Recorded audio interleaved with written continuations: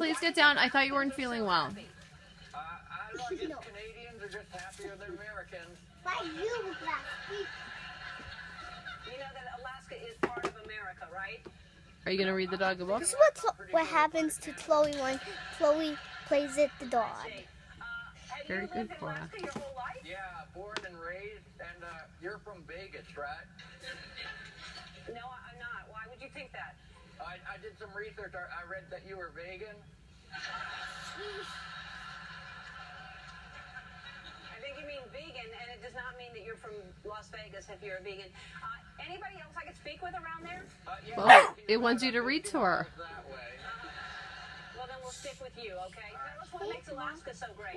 For one thing, the thing we have, the dating This scene what is really happens telling. to Chloe when the dog growls at her. For every one woman, you would have your pick of the litter. You'd be the belle of ball.